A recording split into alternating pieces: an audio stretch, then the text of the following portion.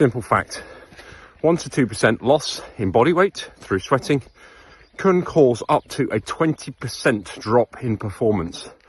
Now, sometimes we don't measure the actual performance drops, but we see things like your heart rate increasing, with things like your ability to shift blood to the periphery to cool is being suppressed. Hydration balance is absolutely critical. And again, it's that word balance. Seem to be using a lot at the moment. Oh, it's hard work up here. So one of the things we've got to look at, are you hydrating enough? How much are you drinking?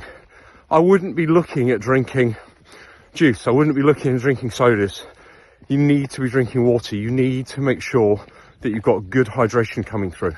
Now, I would probably say, and I've had as a guess here, because our system is absolutely brilliant. It tells us how well you're hydrated, what level of hydration you've got, what level of water you've got in the cell, what level of water you've got outside of the cell.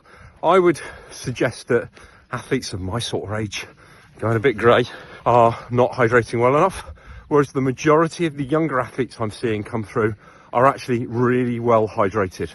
Now, again, we can get that balance wrong. So I saw a social media post the other day, someone that had run a marathon, and in the first hour of their marathon, they drunk something crazy like 1.7 litres of water, and were wondering why they were feeling bad. So you can dehydrate and you can hyperhydrate. And hyperhydration is called hypernatremia, where you effectively take out all the salts in your body because you're drinking too much. So have you got that balance right?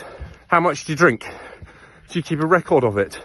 How often do you need to go to the bathroom?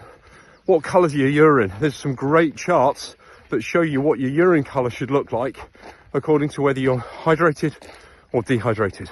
The problem is, mostly again, twofold.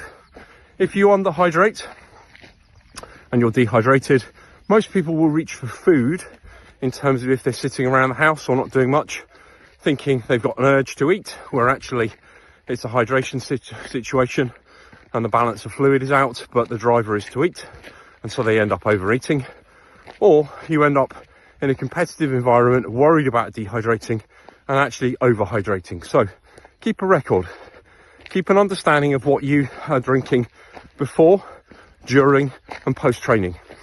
If necessary, jump on the scales before you train, get an understanding of the weight that you've lost during your session so you know how much to rehydrate post exercise. But again, assess, don't guess, measure these things, see how they turn out.